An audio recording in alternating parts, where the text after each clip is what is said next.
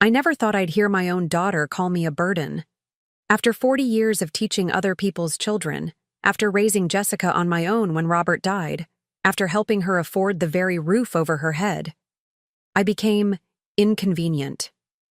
But what my daughter and her husband didn't realize was that the luxury home they were so proudly showing off to their friends wasn't actually theirs to begin with. And sometimes, the only way to teach someone gratitude is to remind them exactly what they stand to lose. I'd love to know which corner of the globe you're watching from. And if this story speaks to you, make sure to subscribe. Tomorrow's video is one you absolutely can't miss. My name is Margaret Sullivan, Maggie to my friends. And at 65, I thought I'd seen just about everything life could throw at a person. I spent 4 decades teaching high school English in Bedford, Massachusetts, watching generations of teenagers grow into adults, some successful, some still finding their way. But no student ever broke my heart like my own daughter would. When my husband Robert passed away 8 years ago, I didn't just lose my partner of 37 years. I lost the only person who truly understood what it meant to build something from nothing. Robert and I had grown up with parents who lived paycheck to paycheck. We promised ourselves our lives would be different. We saved. We invested wisely. Robert would clip coupons while I took on extra tutoring after school hours. While our friends upgraded to bigger houses and flashier cars, we stayed in our modest colonial, putting away every spare dollar. For Jessica's future, Robert would say, squeezing my hand, and for ours. Those investments paid off over the years. By the time Jessica graduated from Boston College, Robert and I had built a small portfolio of rental properties and a healthy retirement account. Nothing extravagant, we weren't millionaires, but comfortable enough that I could help our only daughter when she needed it. And she did need it. Often. Jessica married Eric Reynolds 5 years ago. He worked at a prestigious law firm in Boston and had the expensive tastes to match. Designer suits, country club memberships, weekend trips to Nantucket. What he didn't have was financial sense or family money to back up his lifestyle. "Mom, Eric's been offered partnership," Jessica told me over lunch one afternoon, her eyes bright with excitement. "We found the perfect house in Lexington. It's everything we've dreamed of. 5 bedrooms, a gourmet kitchen, a yard for when we have kids." I stirred my tea, already anticipating what was coming next. "But the down payment," she trailed off, looking at me hopefully. "How much?" I asked quietly. "200,000, she whispered, having the grace to look slightly embarrassed. "I know it's a lot, but Eric's salary will be doubling with the partnership. We'll pay you back, I promise." I thought of Robert then, of how hard we'd worked, for every dollar. But I also thought of the joy on Jessica's face, of the grandchildren I hoped would come, of Sunday dinners in that big house with family gathered around. "Let me talk to my financial advisor," I said. I already knew what I would do. 3 weeks later, I transferred $250,000 to their account, enough for the down payment and closing costs, with a little extra for furniture. Jessica cried when I told her, throwing her arms around me like she used to when she was little. "You're the best mother in the world," she said. "This house will be your second home, I promise. You can come stay any time." I believed her. Why wouldn't I? She was my daughter, my only child, my heart walking around outside my body. The twins came along a year later, Emma and Ethan, beautiful and perfect with Jessica's brown eyes and Eric's dimples. I drove 40 minutes to their house in Lexington 3 times a week to help with the babies. Jessica had quit her marketing job to stay home with them, which meant they were living solely on Eric's income. It stretched them thin, despite his partnership. "Mom, could you help us with the twins' preschool tuition?" Jessica asked when the children were 3. "It's $17,000 each, and with the mortgage and Eric's student loans." I didn't hesitate. I set up automatic transfers, $3,000 monthly, into their account. When the twins started elementary school, Jessica suggested I move closer. There's a lovely condo community just 10 minutes from us. You'd see the kids more often. We could have dinner together several times a week. It made sense. My house in Bedford felt too big, too empty without Robert. I sold it, purchased a beautiful two-bedroom condo in Lexington, and settled into a comfortable routine. Tuesday family dinners at their house, Thursday afternoons with the twins after school, Sunday brunches where Eric would regale us with stories about his important clients. I never felt like an intrusion, until I did. The first hint came last Thanksgiving. I'd arrived early to help Jessica with the cooking, bringing my famous apple pie and cranberry relish. "Oh, Mom," Jessica said when she opened the door looking flustered. "I thought you were coming at 4, not 2. "I always come early to help," I replied, confused. "Just like every year." "Well, Eric's parents are here and we're a bit crowded in the kitchen. Would you mind waiting in the living room? Or maybe you could run to the store. We forgot the good wine." I felt a flicker of something then, a small crack in the foundation of what I thought was solid. But I brushed it aside. Everyone gets stressed during the holidays. I couldn't ignore what happened at Christmas, though. That was when everything began to unravel. When I finally saw the truth that had been hiding in plain sight all along. And that's when I realized sometimes the hardest lesson to teach isn't found in any classroom. It's taught at home. When you finally show someone exactly what gratitude means and what happens when it's absent. December in New England transforms everything. The snow blanketed Lexington that year, turning the colonial-style homes along Jessica's street into something from a Hallmark movie. Twinkling lights outlined rooftops, and wreaths adorned nearly every door in the neighborhood. I've always loved Christmas. The traditions, the warmth, the chance to show people how much they mean to you through thoughtful gifts and shared moments. I spent weeks preparing for the holiday. For Emma, I found a beautiful telescope. She'd been fascinated with stars ever since we'd attended a planetarium show last summer. For Ethan, a complete set of aviation models to hang in his room. He'd been talking about becoming a pilot since his first flight to Disney World. For Jessica, I had a jeweler recreate my mother's sapphire pendant, a family heirloom I thought she should have now rather than waiting. And for Eric, I'd splurged on a vintage bottle of scotch and a first edition of his favorite law book, leather-bound and perfect for his home office. The week before Christmas, I called Jessica to confirm our plans. "We usually do Christmas Eve, at your place, and then I come over Christmas morning to watch the kids open presents," I reminded her. "I've already got everything wrapped." There was a pause on the line that lasted a beat too long. "About that, Mom." Jessica's voice had that careful tone, the one people use when they're trying to let someone down gently. "Eric's parents decided to fly in from Chicago this year.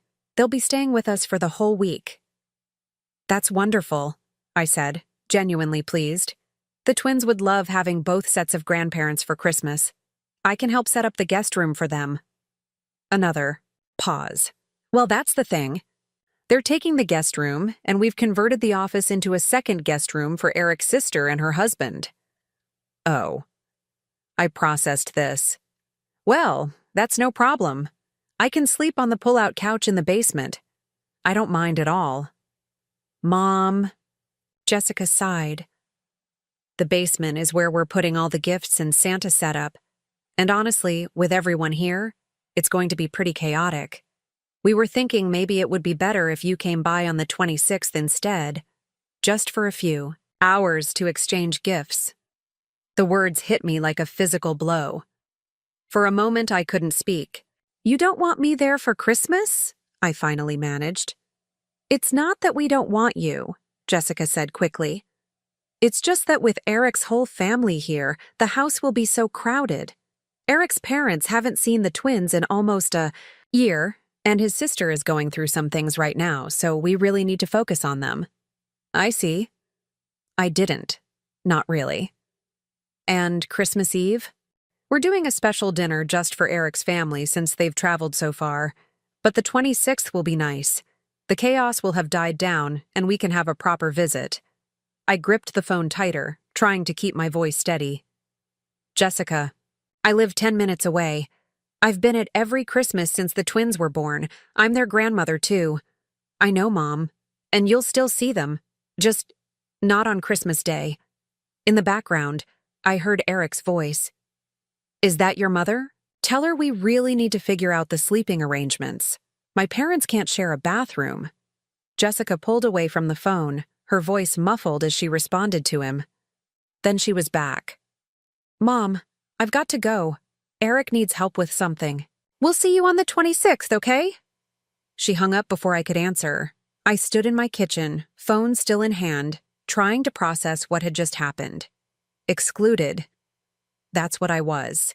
Not important enough to include in their Christmas plans, despite living minutes away, despite helping them afford the very house they were celebrating in. A lot of love and effort went into bringing this story to life. If you're enjoying it, we'd be so grateful if you'd subscribe to our channel. Now, back to where we left off. That evening, I sat in my condo looking at the pile of wrapped presents in my living room. Each one selected with such care, such love. Now they would sit unopened until December 26th, an afterthought, just like I had become. I opened my laptop, and without really thinking about what I was doing, typed Eric Reynolds' Chicago family into the search bar. His parents had a public Facebook page. I scrolled through their recent posts, curious about these people who had taken my place at Christmas. What I found made my blood run cold.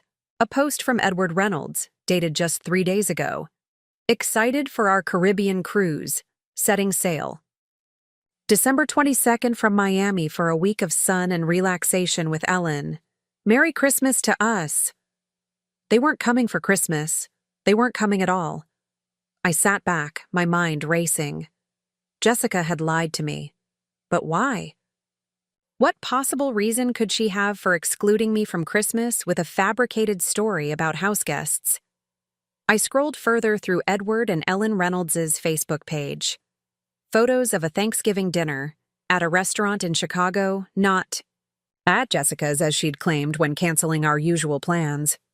Comments about visiting their other grandchildren in Seattle last month, when Jessica told me they were too frail to travel. My hands began to shake. This wasn't a one-time decision. This was a pattern of deliberate exclusion, wrapped in lies, to spare my feelings, or perhaps to avoid confrontation. I picked up my phone and called Jessica back. It went straight to voicemail. I sent a text. We need to talk. I know your in-laws are on a cruise. 30 minutes later, my doorbell rang. I opened it to find Jessica standing there, her expression a mixture of defiance and embarrassment. You could have just told me the truth, I said quietly, stepping aside to let her in. Jessica sank onto my couch, not meeting my eyes. We just needed a break, Mom? A Christmas just for us, me, Eric, and the kids? No extended family, no obligations, just a quiet holiday at home. But Eric's sister is coming? With her husband? Jessica fidgeted with her wedding ring. No, that wasn't true either. Why lie to me, Jessica? If you wanted space, you could have just said so. She looked up then, her face flushing. Because you make everything difficult, Mom. You don't take no for an answer. If I had said we wanted Christmas alone, you would have asked why and pushed until we gave in. You always do this. Insert yourself into our lives without considering what we want. Insert myself? The word stung like a slap. Jessica. I've only ever tried to help. Yes, help. Constant help that comes with strings attached. The money, the babysitting, the advice we never asked for. Eric says, she stopped herself, but it was too late. Eric says what? I pressed. Jessica stood up abruptly, pacing my small living room.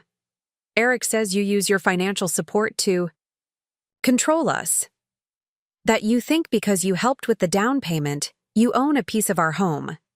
That you don't respect our boundaries as a family. I felt as though all the air had been sucked from the room. Is that what you think too? She wouldn't look at me. Sometimes. Sometimes I feel like you don't see us as adults capable of making our own decisions. You're always there. Always. Involved. Always. Present. I'm your mother, I said, my voice barely above a whisper. And I love those children. I know. But Eric feels... We both feel that maybe it would be better if we had some space. Some independence. The room fell silent, except for the soft ticking of the clock on my mantel. Outside, snow began to fall again, delicate flakes illuminated by the streetlights. Independence, I repeated, the word tasting bitter on my tongue.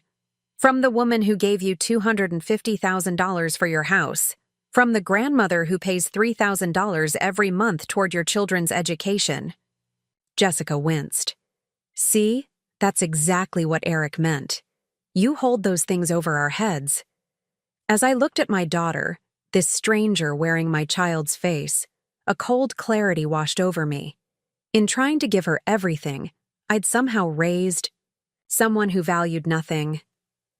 Go home, Jessica, I said quietly. Enjoy your private Christmas.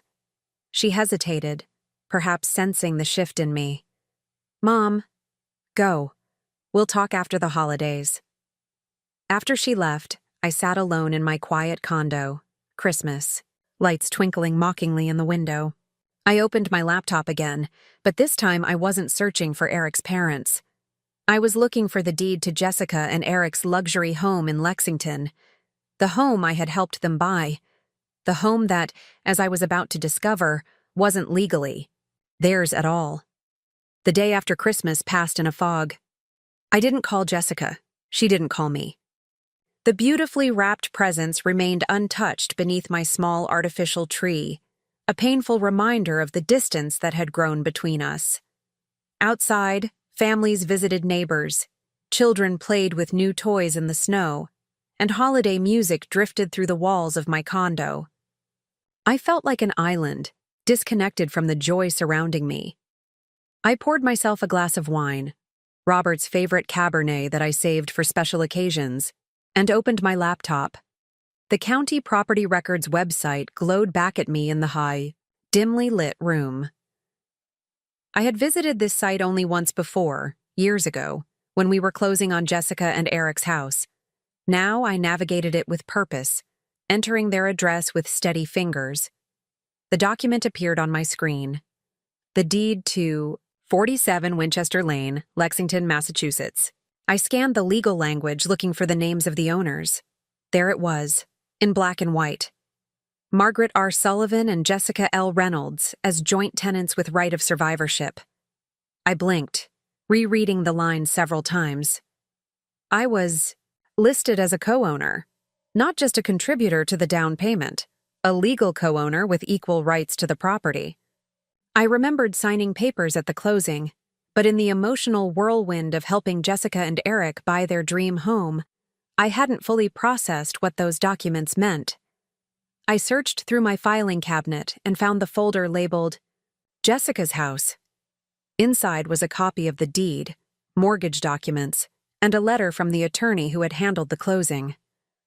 I skimmed the letter, certain passages jumping out at me.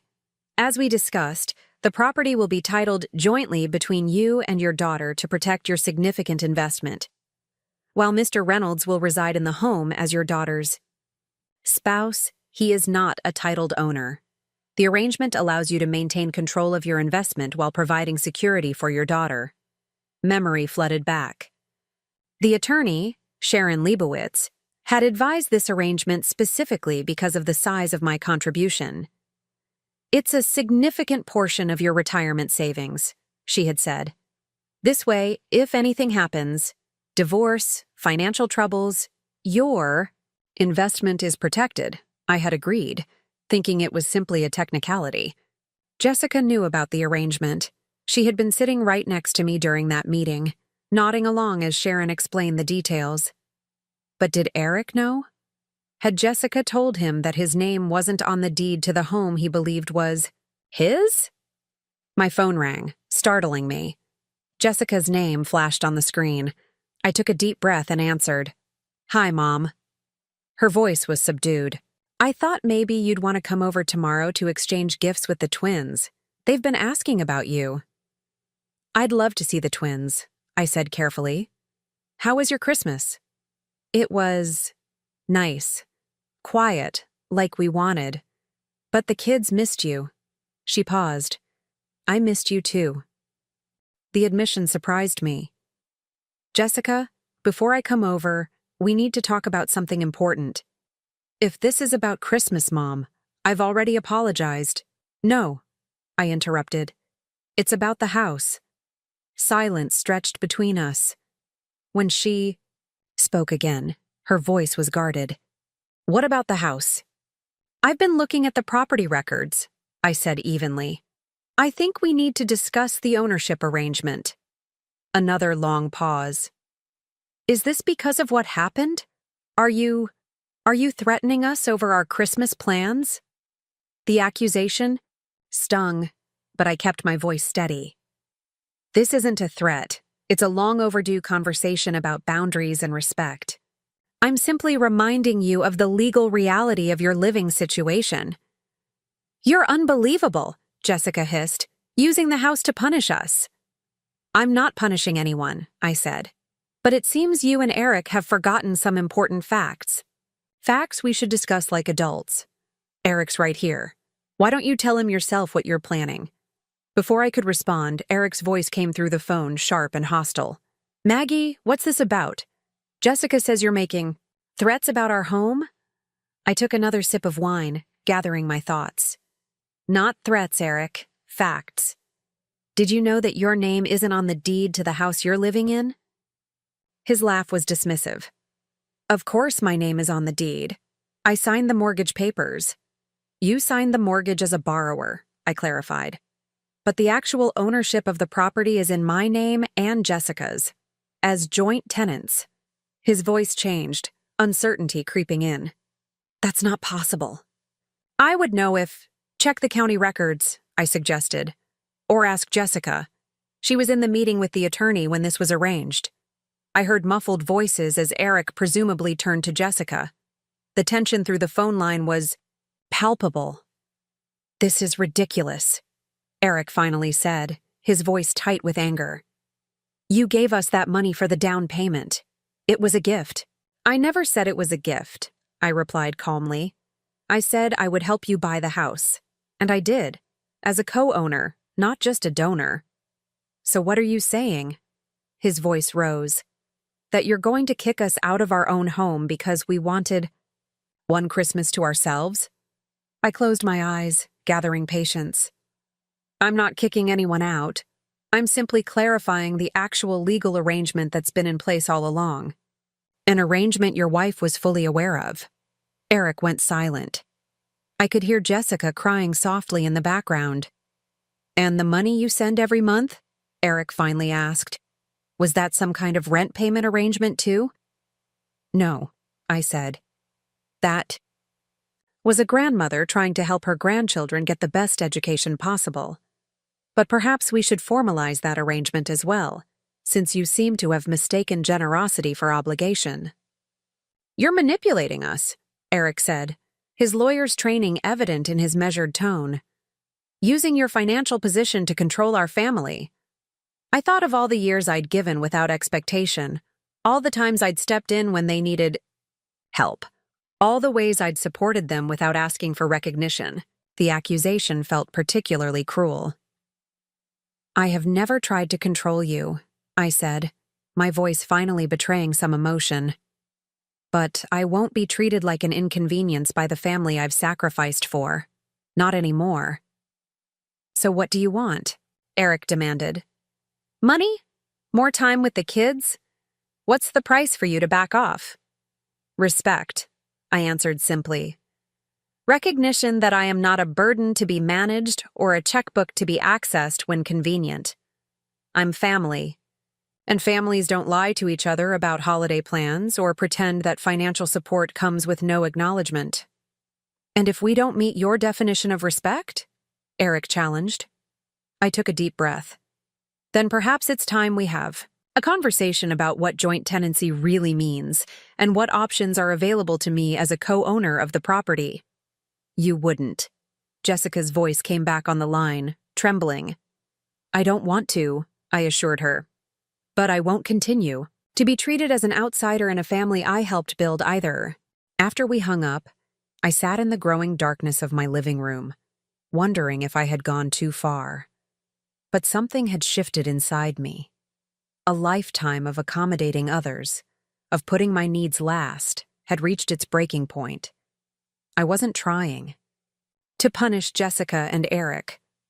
I was finally standing up for myself. The next morning, I received a text from Jessica. Please don't come over today. Eric is consulting with his firm's real estate attorney. We'll be in touch. So that was how it would be: legal threats instead of apologies, lines drawn instead of bridges built. I placed the unopened Christmas presents in my guest room closet and called Sharon Leibowitz's office to schedule an appointment. If Eric wanted to handle this as a legal matter rather than a family one, I needed to be prepared. What I didn't expect was what Sharon would tell me when I sat down in her office 2 days later. Information that would change everything about my position, my power, and the future of my relationship with my daughter's family. Sharon Leibowitz's office hadn't changed in the 5 years since I'd last visited. The same leather chairs, the same wall of law books, the same framed Harvard diploma. Sharon herself looked barely different, her silver bob perhaps a shade whiter, the lines around her eyes a bit deeper, but her gaze remained sharp and assessing as I settled into the chair across from her desk.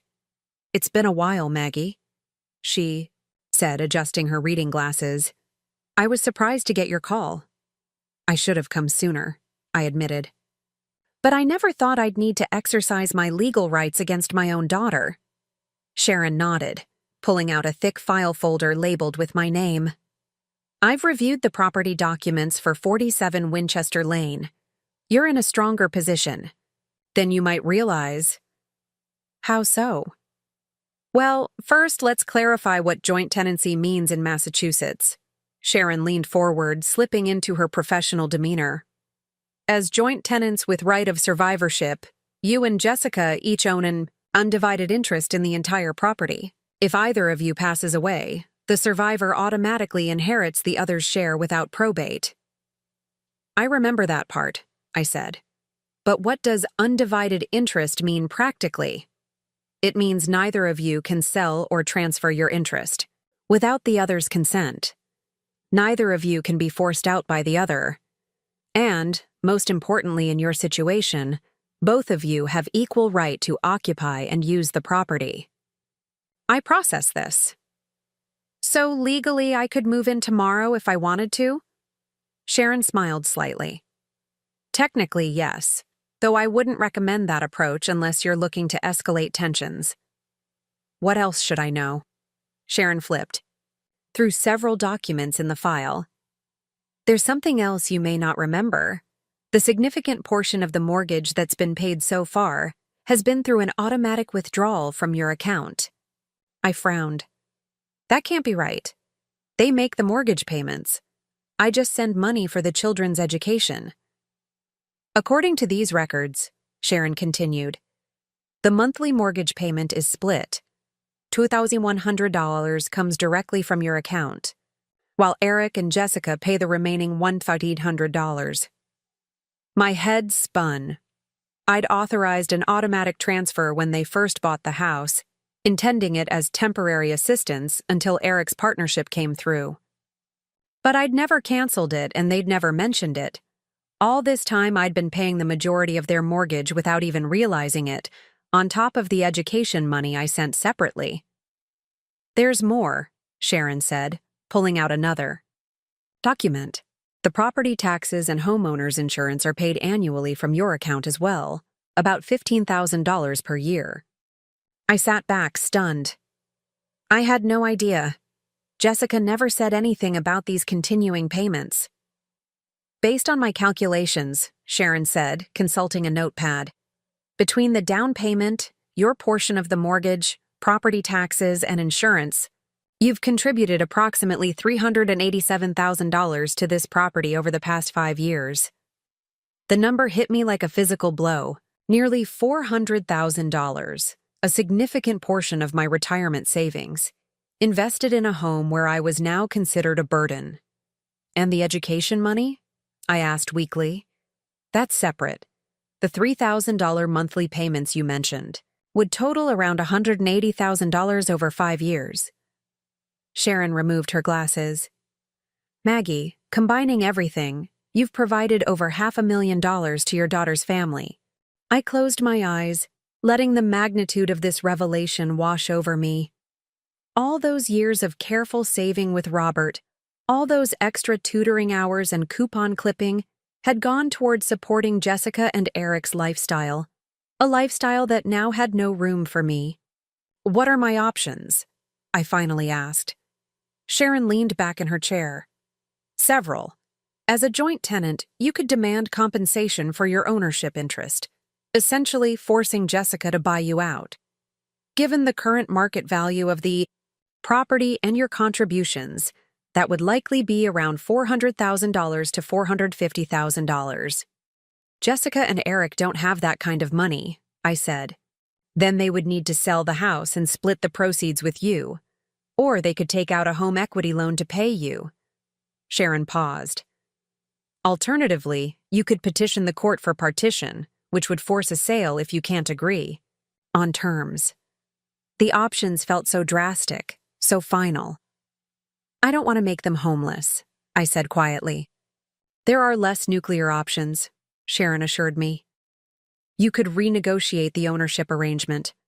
Convert the joint tenancy to a formal landlord-tenant relationship with you as the landlord. Or establish a written agreement acknowledging your contributions and defining expectations going forward. I nodded, thinking. And if I do nothing? Then nothing changes legally. You continue paying for a substantial portion of their housing costs. They continue treating you however they choose, and your investment remains at risk if their financial situation deteriorates further. I picked up my purse, suddenly feeling exhausted. Thank you, Sharon. I need some time to think about all this. Of course. She handed me a folder with copies of all the relevant documents. One more thing, Maggie. The education money. Have you verified it's actually going to the twins' schooling? I blinked. What do you mean? Private elementary education in Lexington averages about $25,000 annually per child. You're sending $36,000 per year. Have you seen any tuition statements? Receipts? The question landed like a punch to the gut. No, I admitted. I trusted Jessica. Sharon's expression softened. I'm not suggesting anything improper, but as your attorney, I have to advise you to verify how your money is being used. I left Sharon's office in a daze, clutching the folder of documents that laid bare the true extent of my financial entanglement with Jessica and Eric. The winter air bit at my face as I walked to my car, but I barely noticed the cold. My mind was too busy processing everything I'd learned. That evening, I spread the documents across my dining table, creating a paper trail of my generosity and perhaps my naivety. The mortgage statements showing my automatic payments, the property tax receipts in my name, the deed with Jessica and me as joint tenants. My phone remained silent. No calls from Jessica. No texts asking about the twins' gifts. Nothing but a cold void where family should be. I opened my laptop and navigated to my online banking portal. 5 years of transaction history unfolded before me, a digital record of maternal love expressed through consistent financial support. I clicked on the education payments, tracking them backward through time. $3,000 every month transferred to an account I'd been told was for the twins' schooling. I searched my email for any documentation Jessica might have sent. Tuition statements, enrollment confirmations, anything. Nothing. On impulse, I Googled Lexington Academy, the private school where Emma and Ethan supposedly attended. Their website listed current tuition as $2,500 per child annually, or $1,875 per month for both children combined. My payments exceeded that by over $1,000 every month. With growing unease, I picked up my phone and called the school directly. Lexington Academy, this is Patricia speaking. Hello? I said, my mouth suddenly dry. My name is Margaret Sullivan. I'm calling to verify my grandchildren's enrollment. Emma and Ethan Reynolds? The sound of typing came through the line. I'm sorry, we don't have any students by those names currently enrolled. Could you check again? They're twins, age 10. Their parents are Jessica and Eric Reynolds. More typing. No, I'm sorry. We have no record of those students. Is it possible they attend one of our sister schools? Perhaps, I said weakly. Thank you for checking. I hung up and sat motionless, staring at the wall. The twins weren't attending Lexington Academy. Had they ever? Where was my $3,000 per month actually going? With trembling fingers, I opened my browser and searched for Lexington Public Schools enrollment verification. A few clicks later, I was looking at the public school directory. I entered the twins' names, and there they were, Emma and Ethan Reynolds, grade 4, Washington Elementary. Washington Elementary, a public school, free of charge. I closed my laptop and poured myself a large glass of wine. The pieces were falling into place, a puzzle I'd never wanted to solve, revealing a picture I'd never wanted to see.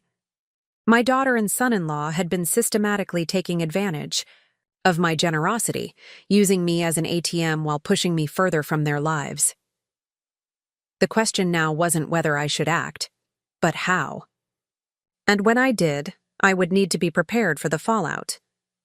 Because one thing had become painfully clear: the family I thought I had, the daughter I believed I'd raised, existed only in my imagination. 3 days passed without a word from Jessica or Eric. 3 days of carrying the weight of betrayal, of sorting through emotions that ranged from white-hot anger to hollow sadness. The Christmas presents for the twins remained in my guest room closet, untouched. The calendar moved forward to a new year, but I remained frozen in the moment of discovery. On New Year's Eve, as neighbors in my condo complex gathered for a party, in the community room, I sat alone at my kitchen table with a legal pad, a calculator, and a determination to reclaim my dignity. The sounds of laughter and music filtered through my walls as I worked methodically, adding columns of numbers, drafting options, creating a blueprint for what came next. By midnight, as cheers and noisemakers celebrated fresh beginnings, I had formulated a plan, one that would force Jessica and Eric to face the reality of their actions without destroying my relationship with my grandchildren. The first step was to stop the bleeding. I logged into my bank account and canceled all automatic transfers to Jessica and Eric's accounts, effective immediately. No more mortgage contributions. No more education payments. No more subsidizing a lifestyle built on deception. Next, I drafted a formal letter with Sharon's guidance, outlining my position as joint tenant of the property and my expectations moving forward. I would not demand immediate repayment of the money I'd contributed under false pretenses. I would not force them to sell the house and disrupt the twins' lives. But I would insist on honesty, respect, and formal acknowledgement of my role in their financial stability. The most difficult part was deciding how to handle the emotional aspect, how to confront my daughter about her betrayal without severing our relationship completely. For that, I sought advice from someone who had known Jessica even longer than I had. She's always been headstrong, Linda Parker said, stirring her coffee across from me at the small cafe where we'd met for lunch. Linda had been Jessica's kindergarten teacher and later became one of my closest friends during my teaching years. Now retired and widowed like me, she had wisdom that came from raising 3 children of her own, all successful adults who called her weekly and visited regularly. Headstrong is one thing, I replied. Dishonesty is another. They've been taking advantage of me for years, Linda, using me while pushing me away. Linda reached across the table and squeezed my hand. Children sometimes take the path of least resistance. Jessica found it easier to accept your money than to live within their means. And easier to lie than to set boundaries honestly. How? Do I make her understand what she's done without losing her entirely? Linda considered this. You need leverage, Maggie. Something that forces her to listen, truly listen, before she can react defensively. I have leverage, I said, thinking, of the joint tenancy agreement, but I don't want to use it like a weapon. Then use it as a mirror, Linda suggested. Sometimes people need to see their own reflection clearly before they can change. That afternoon, I made one more stop before implementing my plan. Darrington. Elementary school was quiet during winter break, but the administrative office remained open for limited hours. I walked in and approached the front desk, where a young woman looked up from her computer. Can I help you? I hope so, I said, summoning my warmest teacher smile. I'm Margaret Sullivan, Emma and Ethan Reynolds' grandmother. I'd like to add myself as an approved pickup person for them. Of course, she said, typing something into her computer. Let me pull up their information. That's strange. Is something wrong? She frowned slightly. You're already listed as an emergency contact, but there's a note here that you're not approved for pickup without parental notification. The revelation stung. Jessica had specifically instructed the school not to release the children to me without her permission. Another betrayal. Another boundary I hadn't known existed. I see, I said, maintaining my composure. Their mother must have forgotten to update that. We've had a change in family arrangements recently. Would it be possible to leave a note requesting an update? Of course, she said, seemingly relieved to have a solution. I'll make a note for the file. As I left the school, a new determination strengthened my resolve. This wasn't just about money anymore. This was about my place in my grandchildren's lives. A place that Jessica and Eric had been systematically minimizing while happily accepting. My financial support. That evening, I sent a text message to Jessica. We need to talk. All of us, tomorrow at 2 p.m., my place. Her response came quickly. Can't tomorrow. Eric has a golf thing. Typical. I typed back, this isn't optional, unless you'd prefer I come to your house, the house I jointly own and have been paying the mortgage on for 5 years. Silence. Then, fine, 2 p.m. The next day, I prepared carefully. I set out coffee and the twins' favorite cookies in the living room. I arranged my documentation in neat stacks on the dining table. Mortgage statements, bank transfers, the deed, the school records I'd obtained. Evidence too concrete to deny or dismiss. At 1:55 p.m., my doorbell rang. I took a deep breath, squared my shoulders, and opened the door. Jessica stood alone on my doorstep, her expression a mixture of defiance and apprehension. Eric couldn't make it, she said flatly. He had an emergency at work. I wasn't surprised. Come in. She stepped inside, glancing around as if expecting a trap. Where are the twins' Christmas presents? You said you wanted to give them their gifts. I never said that, I replied calmly. I said we needed to talk, all of us. But I suppose Eric's absence is convenient. It allows him to distance himself from this conversation. Jessica's posture stiffened. If this is about Christmas again, it's not about Christmas, I interrupted. Though that was certainly the catalyst. This is about honesty, Jessica. About respect. About the true nature of our relationship for the past 5 years. I gestured toward the dining table with its orderly rows of documents. Jessica's eyes widened slightly as she took in the scene. What is all this? Evidence, I said simply. Documentation of every dollar I've contributed to your lifestyle. Every payment I've made that you've either misrepresented or concealed. Her face paled. Mom, I don't know what you think. Please, I said, my voice firm but not unkind. Don't lie to me again. Sit down. It's time we had an honest conversation about the house, the money, and your children's education. Jessica sank into a chair, her eyes now fixed on the documents before her. I sat across from her, sliding the mortgage statements forward first. Did you know I've been paying 54% of your mortgage every month for the past 5 years? I asked. She swallowed visibly. We always knew you helped with the down payment. That's not what I asked, I said evenly. Did you know that the majority of your monthly mortgage payment comes directly from my account? An arrangement that was supposed to be temporary until Eric's partnership came through? Jessica stared at the statements, her silence answering my question. And what about this? I pushed forward bank statements showing my monthly $3,000 transfers. You told me this was for the twins' private school tuition, but they attend Washington Elementary, a public school, free of charge. A flush crept up her neck. We were saving it for their college fund, she said weakly. Are you? I asked. Because I checked with 3 local banks. There's no 529 plan or education savings account in either of the twins' names. Tears welled in Jessica's eyes, but I wasn't finished. I needed her to understand the full scope of what had happened. For 5 years, you've accepted over $500,000 from me while simultaneously pushing me further from your lives, excluding me from holidays, instructing the school not to release the children to me without notification, treating me as a burden when I'm the one who's been carrying your financial weight. A tear slipped down Jessica's cheek.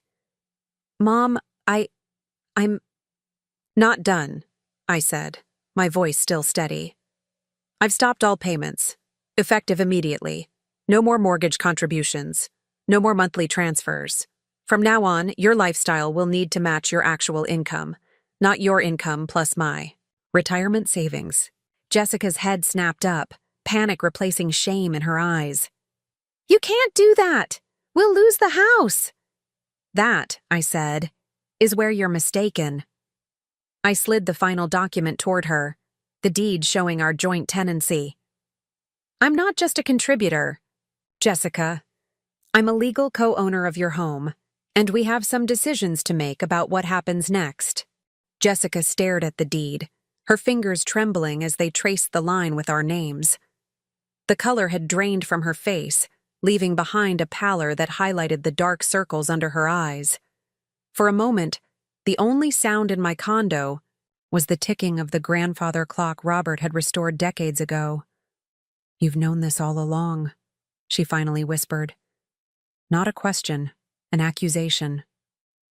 Yes, I said simply. And so did you. You were sitting right beside me in Sharon Leibowitz's office when we signed the papers. You nodded when she explained the joint tenancy arrangement. I didn't understand what it meant. Jessica's voice rose sharply. I thought it was just paperwork. Legal formalities because you gave us the down payment. It was never a gift, I reminded her. It was an investment in a property I would co-own, a property where I was promised I would always be welcome. I paused, letting the irony settle between us. A promise that apparently expired when it became inconvenient. Jessica pushed back from the table abruptly. So this is your revenge? Cut us off financially, then what? Evict us? Force us to sell? Make my children homeless because you're angry about Christmas? Her tendency to catastrophize, to jump immediately to the worst-case scenario, was so familiar, it almost made me smile. Jessica had been this way since childhood, turning minor setbacks into impending doom. But this wasn't a forgotten permission slip or a missed curfew. This was the consequence of years of calculated deception. No one is being evicted, I said calmly. I'm not trying to punish you, Jessica. I'm trying to reset our relationship on honest terms. By threatening our home? By clarifying the reality of your situation.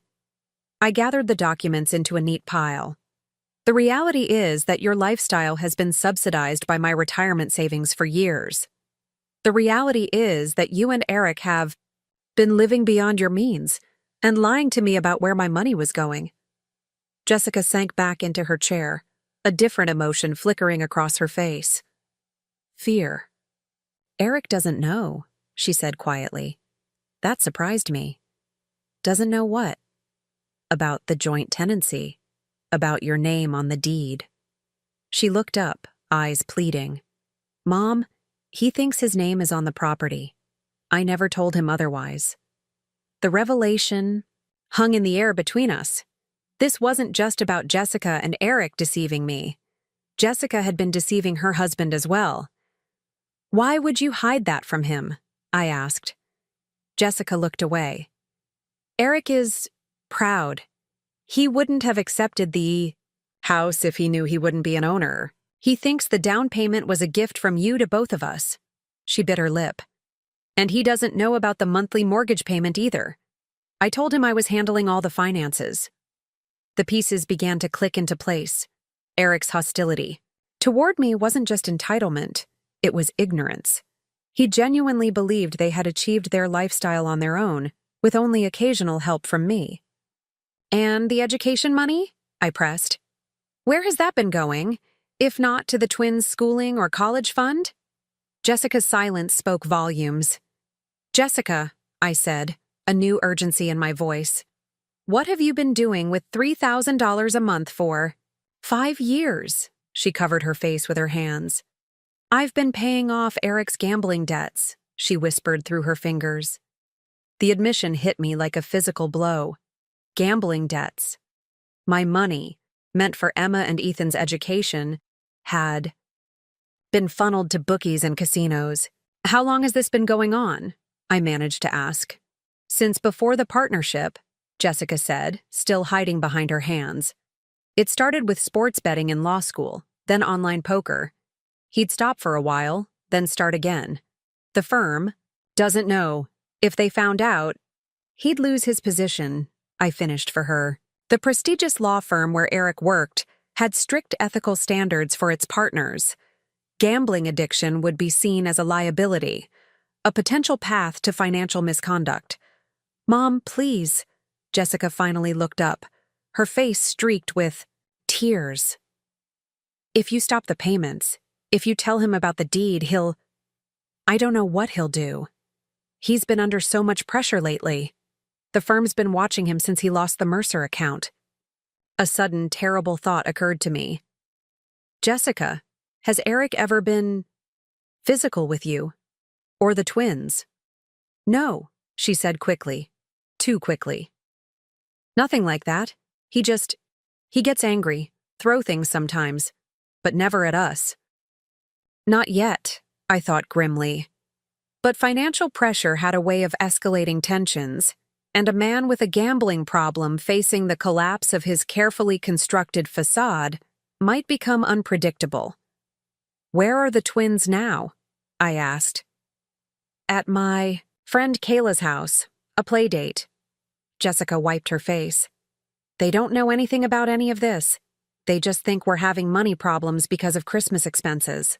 I nodded, my teacher's instinct to protect children kicking in. And they're safe there? Kayla can keep them a bit longer? Jessica frowned, confused by my shift in focus.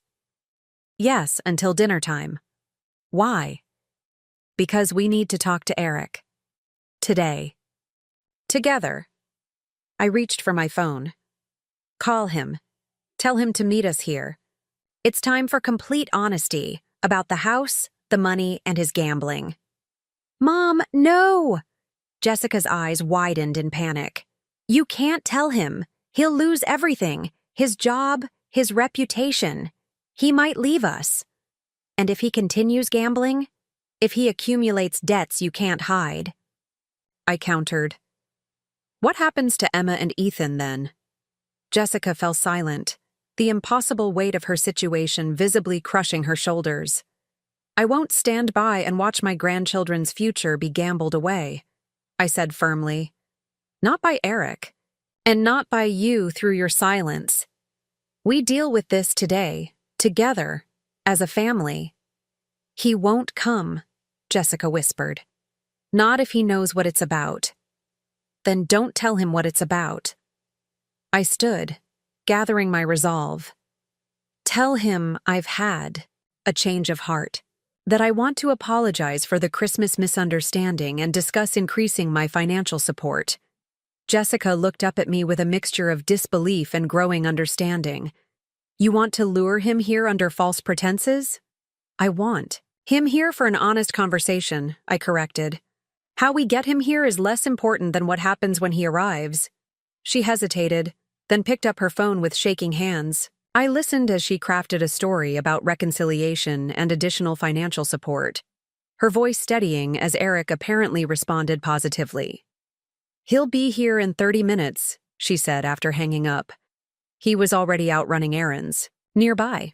I nodded, feeling a strange calm settle over me. Good. That gives us time to discuss how we handle this. Jessica, I need to know you'll stand with me when I confront him about the gambling. Can I count on you to put the twins' well-being first? Jessica stared down at her wedding ring, twisting it nervously. What if he denies it? Do you have proof? Bank statements? Communications with bookies or online gambling sites? She nodded slowly. On my phone. I've been keeping records, just in case. In case what? Jessica's eyes met mine, and I saw in them the frightened child she'd once been, coming to me with scraped knees and broken toys, trusting me to fix everything. In case something happened to me, she said softly. So you would know why. The admission chilled me to the bone. My daughter had been living in fear, not just of financial ruin, but of something worse. Jessica, I said, moving to kneel beside her chair, taking her hands in mine. Why didn't you come to me? Why didn't you tell me what was really happening? A tear slipped down her cheek. Because I was ashamed. Because I thought I could fix it myself. Because I didn't want you to think you'd raised someone who would make such terrible choices. I squeezed her hands gently. I'm your mother. That hasn't changed. No matter how much distance you've tried to put between us. I would have helped you, without judgment, without conditions. I know that now, she whispered. And I'm sorry, Mom, for everything. The doorbell rang, its cheerful chime incongruous with the gravity of the moment. Jessica stiffened, her eyes darting to the door. He's early, she said, panic edging back into her voice. I stood, straightening my sweater and squaring my shoulders. Let him in. It's time we all face the truth. As Jessica moved toward the door, I quickly gathered the financial documents from the table, leaving only the property deed in plain sight. Whatever happened next would change all our lives, and I was determined to ensure it changed them for the better, especially for Emma and Ethan. The door opened, and Eric's voice boomed with false joviality. There's my two favorite ladies. Ready to talk about increasing that monthly stipend? I took a deep breath and turned to face him, ready for the confrontation that would finally bring everything into the light. Eric Reynolds strode into my condo like a man without a care in the world. His cashmere sweater and designer jeans spoke of affluence, his polished smile of confidence. But I noticed the telltale signs of stress beneath the carefully maintained facade. The slight twitch at the corner of his eye, the tightness in his jaw, the way his gaze darted quickly around the room, assessing. Maggie, he said warmly, extending his arms as if for a hug I had no intention of giving. Jessica said you've had a change of heart. I knew you'd come around. I stepped back slightly, maintaining distance between us. Have a seat, Eric. We have a lot to discuss. His smile faltered at my tone, but he recovered quickly, settling onto the sofa with practiced ease. Before we get into the details of the new arrangement, I want to say I appreciate your reconsidering. Family should stick together, right? Jessica perched on the edge of an armchair, hands clasped tightly in her lap, eyes downcast. Her posture, hunched, defensive, contrasted sharply with Eric's sprawling confidence. Family, I repeated, the word hanging in the air between us. Yes, let's talk about family, and honesty, and trust. Eric's smile dimmed slightly. Look, if this is still about Christmas, we can arrange something different next year.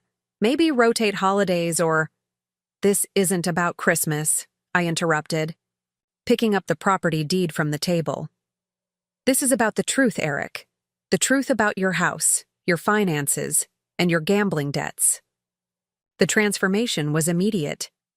His expression froze, the confident smile shattering like thin ice on a winter pond. His eyes darted to Jessica, who seemed to shrink further into herself. "What is she talking about?" he demanded, his voice suddenly hard. When Jessica didn't answer, I continued, "I've recently discovered some disturbing facts. First, that my name is on the deed to your house as joint tenant with Jessica. You're not on the deed at all, Eric." He blinked rapidly, processing this information. "That's ridiculous.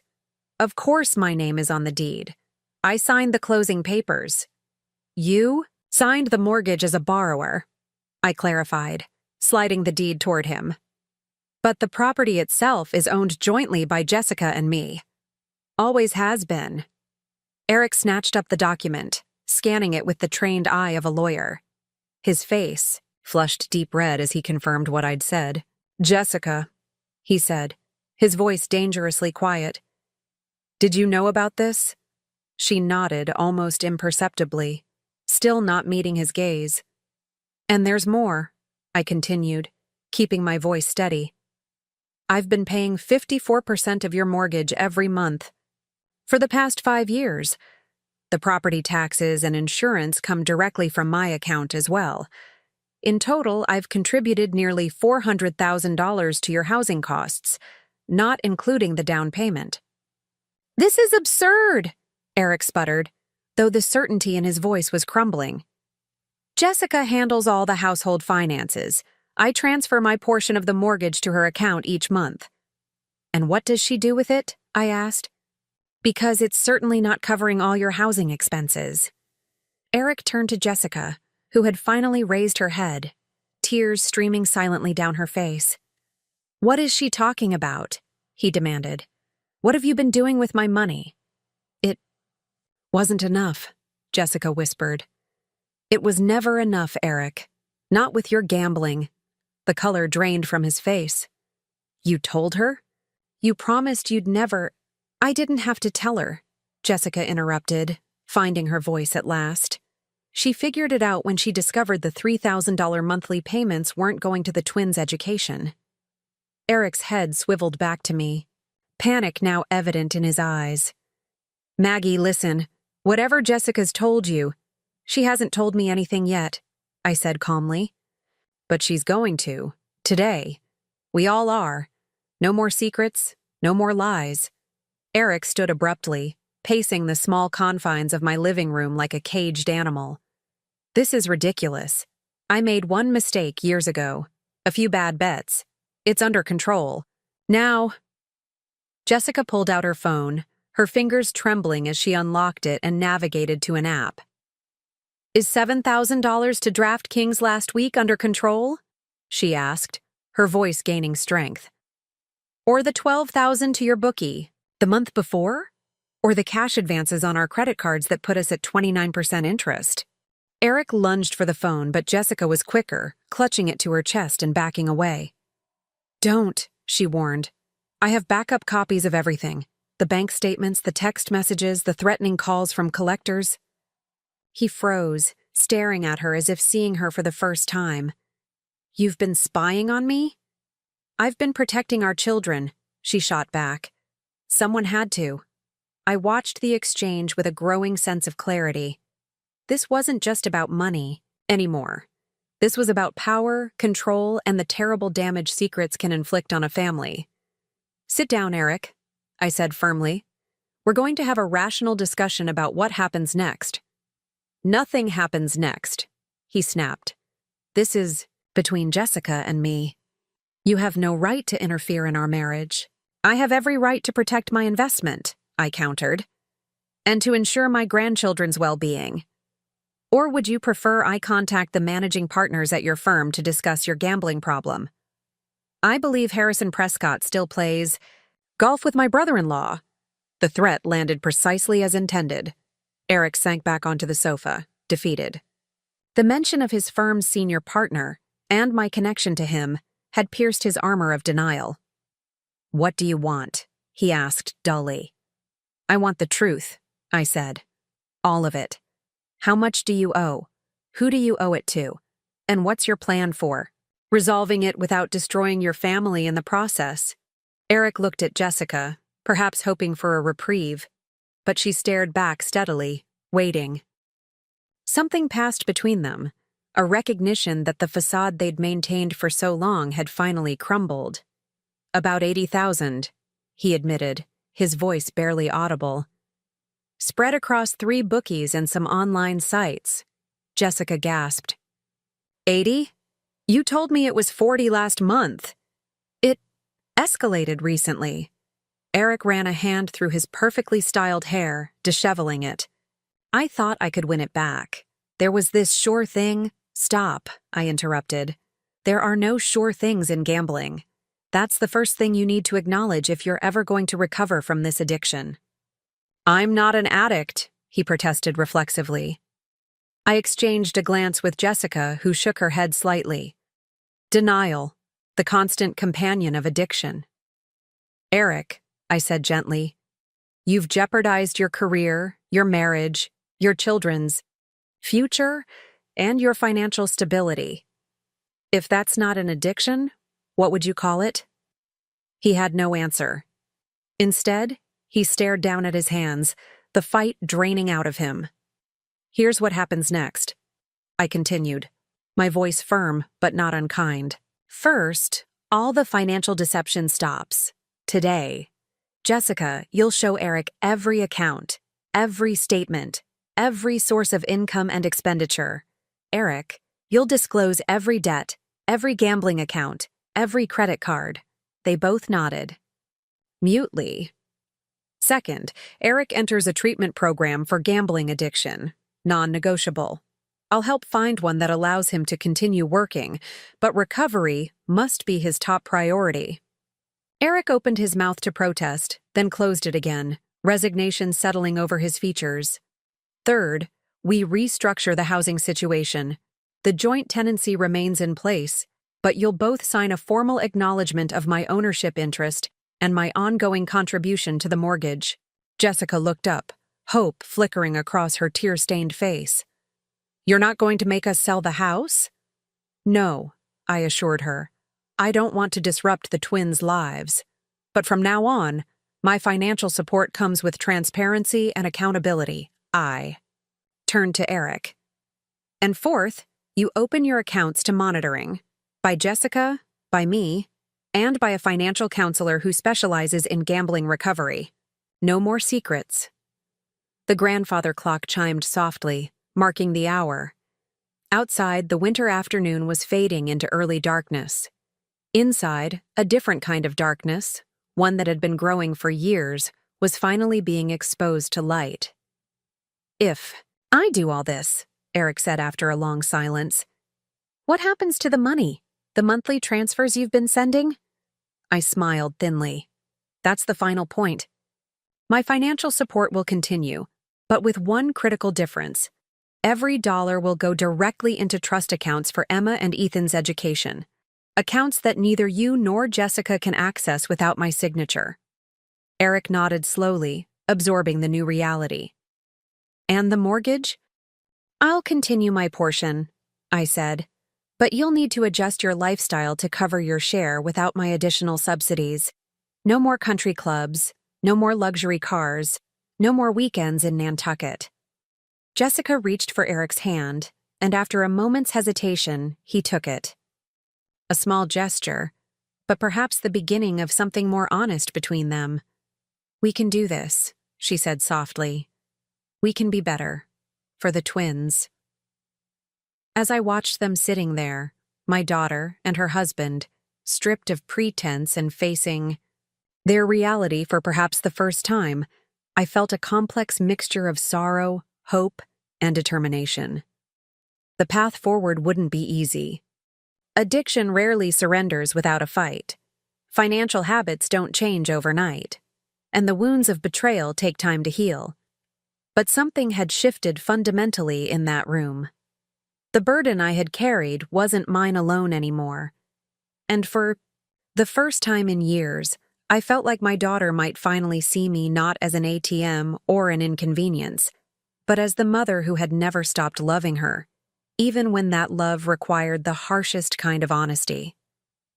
January in New England brings a particular kind of silence, a hush that falls over the landscape after holiday chaos subsides.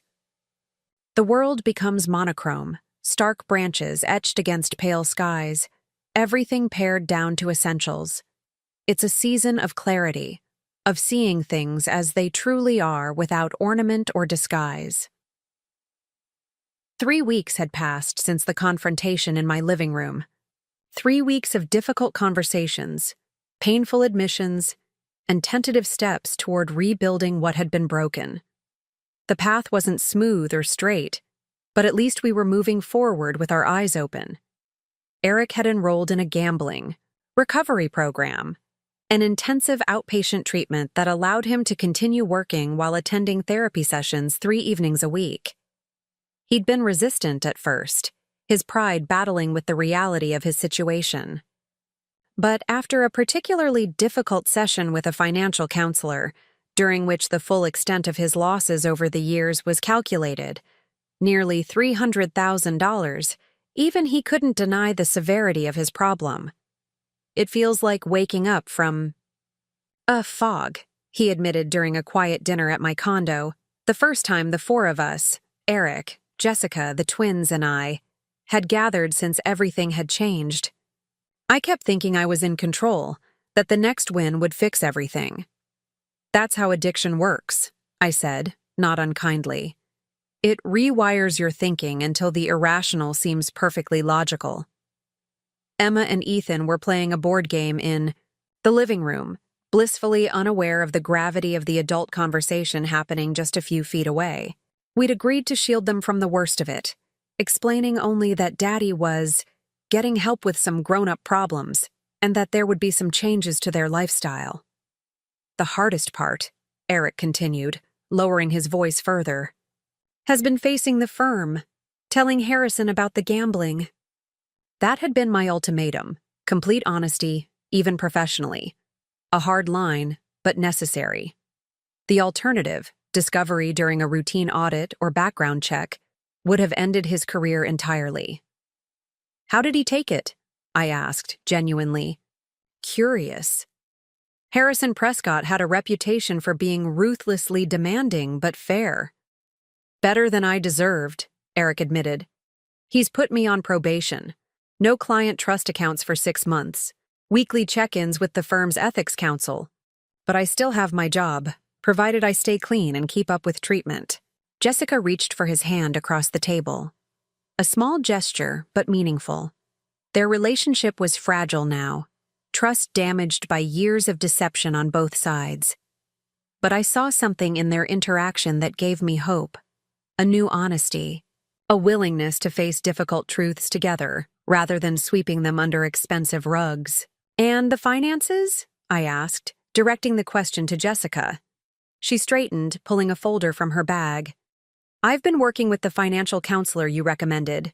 We've consolidated all the gambling debts and worked out a 3-year repayment plan. She slid the folder toward me. Inside was a detailed spreadsheet. Income, expenses, debt payments, all meticulously categorized and projected forward. It was a stark document, one that left no room for the luxuries they'd once taken for granted. We're selling the BMW, she continued. Eric's going to drive my Subaru, and I found a used Honda within our budget. We've canceled the country club membership, the meal delivery service, the housekeeping service, everything non-essential. And the house? I asked. We hadn't yet fully resolved the property situation. We can manage the mortgage payments with your continued contribution, Jessica said carefully. If that's still something you're willing to do. I nodded. As we discussed, I'll maintain my portion of the mortgage payments. But the property remains in both our names, and all financial assistance beyond that goes directly into trusts for the twins. We'd established those trusts immediately, after the confrontation. 2 separate educational accounts with Sharon Leibowitz as co-trustee. The $15,000 I'd already deposited would grow over time, ensuring that Emma and Ethan would have options for college regardless of their parents' financial situation. "Mom," Jessica said softly, "I never properly apologized for how we treated you, for excluding you at Christmas, for lying about the money, for making you feel unwelcome in our lives." I looked at my daughter, really looked at her, and saw not just the woman who had hurt me, but the child I had raised, the teenager who had rebelled, the young adult who had struggled to find her footing in the world. Layers upon layers of history between us, not all of it easy or kind. Apologies matter, I acknowledged, but actions matter more. What I want now is a genuine relationship. With you, with the twins, even with Eric. Not one based on financial dependency or obligation, but on mutual respect and honesty. "We're working on that," Eric said, and for once I believed him. The arrogance that had once infused his every word and gesture had given way to something humbler, more authentic. "I never properly thanked you for everything you've done for us, Maggie. Not just the money, but for forcing us to face reality before we lose everything." From the living room came the sound of children's laughter. Emma had apparently won the game, judging by her triumphant exclamation and Ethan's good-natured groan of defeat. "Grandma," Emma called, "come play with us. You can be on my team for the next round." The simple invitation warmed me more than she could possibly know. Before the confrontation, before the truth had come to light, I'd been gradually edged out of these casual interactions. Now I was being welcomed back into the circle of family, not as a financial resource, but as a grandmother. "Go ahead," Jessica urged with a small smile. "Eric and I will clean up here," as I joined the twins in the living room, settling cross-legged. On the floor beside them, I marveled at their resilience. Despite the tensions of recent weeks, despite the subtle changes in their lives, fewer new toys, more home-cooked meals instead of restaurant outings, conversations about saving for important things, they remained fundamentally themselves. Emma, strategic and determined. Ethan, creative and thoughtful. Both of them are innocent of the adult complexities swirling around them. "Grandma," Ethan asked as we set up the game board, "are you coming to our school play next month? I'm going to be a tree that talks." "A talking tree?" "That sounds very important," I said, my heart swelling. "I wouldn't miss it for the world." "Mom said you might help us practice our lines," Emma added. "She said you were the best English teacher ever, so you know all about plays and stuff." I glanced toward the kitchen where Jessica was washing dishes, her back to us, but I could see the slight tilt of her head, listening for my response. "I'd love to help," I said, loudly enough for Jessica to hear. "Maybe we could make it a regular thing. Sunday afternoons at Grandma's with script practice and cookies." "Yes," the twins chorused in unison. Later, as the family prepared to leave, Jessica hung back after Eric led the twins to the car. "Thanksy." "You," she said simply. "For not giving up on us, for being willing to rebuild." I embraced her, feeling the familiar contours of my daughter in my arms. "That's what family does," I replied. "The real kind. Not the kind that only exists when it's convenient." She nodded against my shoulder. "I'm learning the difference." As I watched them drive away, I felt a sense of cautious optimism. The road ahead wouldn't be easy. Eric's recovery would have setbacks. Financial pressures would create new tensions. Old patterns might resurface in moments of stress. But something fundamental had changed. The truth, painful as it had been, had cleared away the tangled underbrush of lies and resentments, creating space for something healthier to grow. I closed my door and returned to my quiet condo, no longer feeling like an outsider looking in at a family that didn't want me. Instead, I felt like what I truly was, the matriarch of a flawed, struggling, but ultimately resilient family that was finally learning the true meaning of home. Spring in Lexington brought renewal, cherry blossoms dotting the historic downtown, daffodils pushing through soil in manicured gardens, and families emerging from winter hibernation to enjoy the lengthening days. For our family, that renewal went deeper than the changing seasons. 6 months after the confrontation that had changed everything, we were growing into something different, something more authentic, if still imperfect. I stood on the sidelines of the soccer field, watching Ethan dart across the grass with unexpected agility for a boy who'd once preferred books to balls. Emma sat beside me on the bleachers, nose buried in a dog-eared astronomy guide, occasionally glancing up to cheer for her brother. "Did you see that move, Grandma?" she asked, pointing as Ethan executed a neat pass to a teammate. "He's been practicing that all week in the backyard." "I did see," I confirmed, snapping a photo with my phone. "He's really improved since the season started." Jessica arrived midway through the first half, slightly breathless, her work badge still clipped to her blouse. One of the many changes of the past months had been her return to the workforce, not in marketing as before, but as an administrative assistant at a local medical office. The pay was modest, but the hours allowed her to be home when the twins finished school, and the health benefits supplemented what Eric's firm provided. "Sorry I'm late," she said, settling beside us. "Mrs. Abernathy had a billing issue that took forever to resolve. Did I miss anything?" "Just Ethan channeling his inner soccer star," I replied, making room for her on the bleacher. The small, ordinary interaction, a mother arriving at her son's game, a grandmother holding a space, felt precious in its normalcy. 6 months earlier, I might have been excluded from this scene entirely, or tolerated as a necessary financial backer, rather than welcomed as family. Eric was noticeably absent, but not for the reasons one might have assumed months ago. He wasn't at a clandestine gambling venue or avoiding family obligations.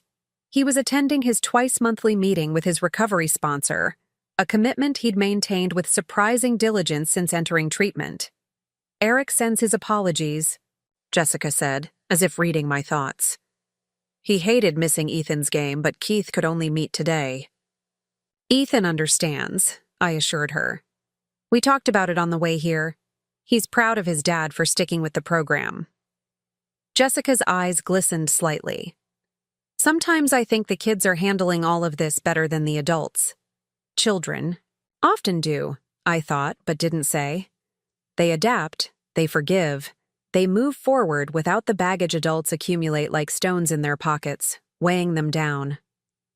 After the game, a respectable 2-2 tie, we treated Ethan to ice cream at the local creamery, a small celebration that fit within the family's new, more modest budget. The twins chattered about school projects and summer plans while Jessica and I listened, occasionally exchanging glances of shared amusement or pride. Later, as we walked back to our respective cars, Jessica linked her arm through mine, a casual gesture of affection that would have seemed impossible during the frost of our estrangement. "Mom," she said quietly, "would you be able to come over for dinner tomorrow? Eric and I have something we'd like to discuss with you." A flicker of apprehension moved through me. Despite the progress of recent months, old patterns of communication, specifically requests for discussions that turned out to be financial appeals, were hard to forget. "Of course," I replied, keeping my voice neutral. "Everything all right?" "Everything's fine," she assured me quickly. "Better than fine, actually. Just something we need to talk about as a family." The next evening, I arrived at the house on Winchester Lane with a homemade apple crisp, a simple dessert that had once been a family favorite before designer cupcakes and artisanal pastries had replaced our humbler traditions. The house itself looked subtly different from my last visit.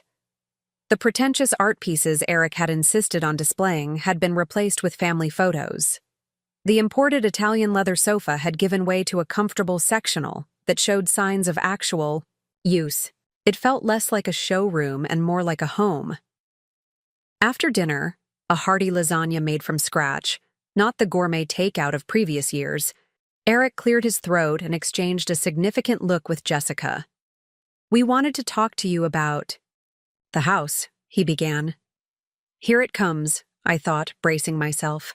Despite the progress, despite the therapy and the recovery program and the budgeting sessions, I'd been waiting for the other shoe to drop, for the moment when financial reality forced a difficult conversation about the property. "We've been thinking a lot about what you did for us," Eric continued, surprising me with his direction. "How you helped us secure this home for the kids, how you've contributed to the mortgage all these years." Jessica took over seamlessly.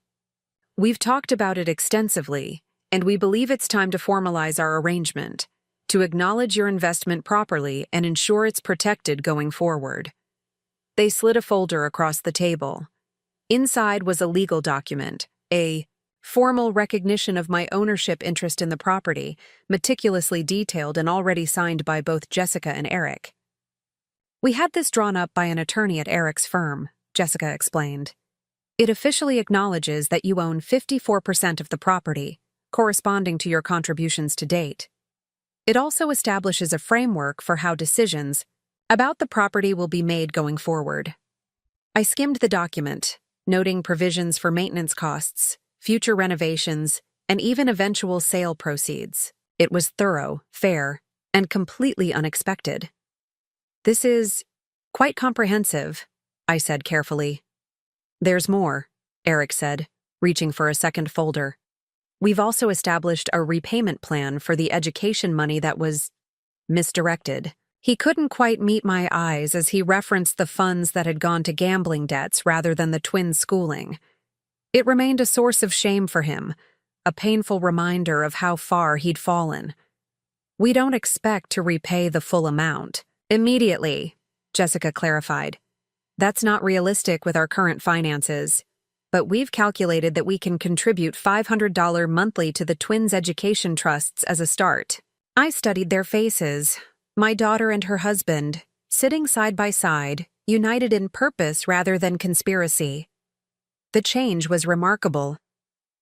"What prompted this?" I asked finally. Eric answered, his voice steady but humble. "My recovery program emphasizes making amends, not just with words, but with actions. This is part of that process. And," Jessica added, "we want the twins to grow up understanding responsibility and integrity. How can we teach them those values if we're not living them ourselves?" I felt a complex swirl of emotions, pride in their growth, vindication of my tough love approach, and a quiet grief for what we'd all lost during the years of deception. "Have you considered how this will affect your daily finances?" I asked. $500 monthly is significant on your current income. "We've factored it in," Jessica assured me. "We've made additional cutbacks. No more housekeeping service. We're growing some of our own vegetables, and I've taken on some medical transcription work I can do from home in the evenings. And I've been approved to take on additional clients. At the firm," Eric added. "Not trust accounts yet, but enough to increase my billable hours." Their careful planning, their willingness to sacrifice comfort for integrity, touched me deeply. This wasn't a performance put on to secure more financial support. This was genuine change. Hard-won, painfully honest change. "I'm proud of you both," I said simply. "This can't have been easy." "It wasn't," Jessica admitted. "We argued about it, actually. Eric thought we should wait until we were in a stronger financial position. But I felt we needed to do this now, to make it real." Eric nodded ruefully. "She was right, as usual." The self-deprecating humor, the ability to admit he'd been wrong, these too were new developments, signs of the difficult inner work Eric had been doing in recovery.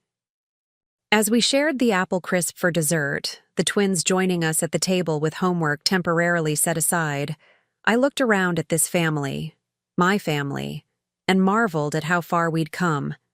6 months earlier, I'd been an outsider, a financial resource to be managed and occasionally tolerated.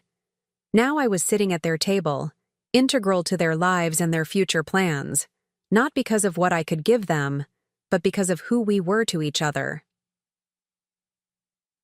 The house on Winchester Lane was still jointly owned.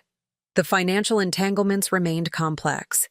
But something fundamental had shifted in how we viewed these connections, not as burdens or obligations, but as the visible manifestations of what family truly means: shared responsibility, mutual respect, and love that demands honesty rather than convenience. 2 years can transform a landscape, both the physical world and the emotional terrain of a family. As I stood in my kitchen arranging a fruit platter for the twins' 13th birthday celebration, I found myself reflecting on just how much had changed since that painful Christmas, when I'd been deemed a burden. Emma and Ethan were no longer children but emerging teenagers, their personalities blossoming in distinct directions. Emma had discovered a passion for environmental science, filling notebooks with observations from the conservation land behind their house. Ethan had found his voice in the school theater program, surprising us all with his confident performances. Both carried themselves with a groundedness I attributed partly to the family's journey through hardship into honesty. The doorbell chimed, interrupting my thoughts. I wiped my hands and went to greet my first guests. "Grandma," the twins chorused, enveloping me in hugs that felt different now. They were nearly my height, their embraces stronger but no less affectionate. Jessica followed, carrying a homemade cake decorated with constellations for Emma and theater masks for Ethan, a testament to her newfound domestic skills and attention to their individual interests. "Need any help in the kitchen, Mom?" she asked, setting down the cake and immediately moving to arrange serving plates without waiting for an answer. The easy familiarity of the gesture warmed me. Over the past 2 years, we'd developed a comfortable rhythm of mutual support, helping each other not out of obligation or financial necessity, but from genuine care. Eric arrived last, having come directly from the office. His appearance had subtly changed since beginning recovery. The designer clothes had given way to quality basics, maintained with care rather than regularly replaced. The flashy watch was gone, as was the artificial tan he'd once maintained. He looked more like himself, whoever that actually was beneath the layers of pretense he'd accumulated over the years. "Sorry I'm late," he said, setting down shopping bags containing wrapped presents. "Court ran over, and then I wanted to pick up the gifts myself rather than having them delivered." The casual reference to personal involvement in the gift selection, rather than outsourcing it to an assistant or delivery service, spoke volumes about his evolution. The celebration unfolded with the comfortable ease of a family that had learned to enjoy simple pleasures. We grilled burgers on my small patio, the twins regaling us with stories from middle school. After dinner, they opened presents, thoughtful items chosen with care rather than the extravagant electronics and designer clothing that might once have marked the occasion. My gift to Emma was a professional-grade telescope I'd researched extensively, knowing it would support her growing interest in astronomy. For Ethan, I'd found a vintage collection of Shakespeare's plays, annotated by a famous director, a nod to his theatrical aspirations. Both gifts represented significant expenses, but unlike the financial support I'd once provided unconsciously, these were intentional investments in their specific passions. As the evening wound down, the twins migrated to the living room to examine their gifts more closely. Jessica helped me load the dishwasher while Eric cleared the patio table, our movements choreographed by months of shared meals and cleanups. "Mom," Jessica said quietly, passing me a serving dish to rinse. "We wanted to talk to you about something important." The phrase no longer triggered anxiety as it once might have. We'd built enough trust that important conversations didn't automatically signal financial requests or manipulative tactics. "Of course," I replied, drying my hands. "Now?" Jessica nodded, catching Eric's eye through the patio door. He joined us at the kitchen island, his expression serious but not tense. "We've been discussing our housing situation," he began. As you know, we've managed to maintain the mortgage payments with your continued contribution to your portion. I nodded, waiting for them to continue. The thing is, Jessica picked up, we've realized the house is larger than we need. 5 bedrooms for 4 people, the formal dining room we rarely use, the third-floor bonus room. It's excessive, Eric said bluntly, and expensive to maintain, even with the adjustments we've made to our lifestyle. I studied their faces, noting the lack of desperation that might once have accompanied such a conversation. Are you considering selling? We are, Jessica confirmed. We've found a smaller house in the same school district, 3 bedrooms, more modest but still comfortable, with a lower price point and significantly reduced property taxes and utilities. The equity from selling Winchester Lane would allow us to buy the new place outright, Eric added. No mortgage, and given your ownership percentage, your share of the proceeds would be substantial. I absorbed this information, appreciating the careful consideration evident in their planning. This sounds well thought out, but what about the twins? Changing homes at their age can be disruptive. We've discussed it with them, Jessica said. Extensively, actually. They understand our reasons, that we're trying to live more authentically within our means. Emma's excited about the new house being closer to the conservation area, and Ethan likes that it has a finished basement he could use as a rehearsal space. They've watched us work through the financial challenges of the past 2 years, Eric added. They're surprisingly mature about it, more than I would have been at their age. I couldn't help but smile, thinking of the entitled, materialistic children they might have become in the alternate reality where the deceptions had continued unchecked. There's another aspect to this decision, Jessica said, her voice taking on a different quality. The new house has something the current one doesn't. What's that? I asked. An in-law suite, she replied, meeting my eyes directly. A separate living space with its own entrance, kitchenette, and full bath. I blinked, not immediately grasping her implication. We'd like you to consider living with us, Mom, she clarified. Not in a dependent way, but as part of our household. You'd have your privacy, your own space, but you'd also be present for daily life in a way that's been difficult with separate residences. The offer caught me completely off guard. After everything we'd been through, the exclusion, the confrontation, the painful rebuilding of trust, they were inviting me closer, not pushing me away. This isn't about finances, Eric hastened to add, perhaps seeing my hesitation. Your portion of the sale proceeds would more than cover the cost of customizing the in-law suite to your specifications. This is about family. We miss you when you're not around, Jessica said simply, and the twins would love having you there consistently. Emma mentioned just last week how she wishes you could help with her science fair project more regularly. I don't know what to say, I admitted, genuinely moved by the proposal. It's a significant change to consider. Of course, Jessica nodded. We don't need an answer tonight. We're still in the early stages of exploring the move. Just think about it. Later that evening, after they'd gone home, I sat on my balcony watching twilight settle over Lexington. The prospect of living with my daughter's family, not as a financial benefactor or an occasional visitor, but as an integral part of their daily lives, stirred complex emotions. 2 years earlier, I'd been explicitly uninvited from their Christmas celebration, deemed an inconvenience to be managed rather than family to be embraced. The pain of that exclusion had catalyzed a necessary reckoning, forcing us all to confront the unhealthy patterns that had defined our relationships. Now, in a twist I couldn't have anticipated, they were creating space for me. Physical space. In their future home. Emotional space in their reconfigured family structure. Not out of obligation or financial necessity, but from genuine desire for my presence. The following weekend, I visited the house they were considering.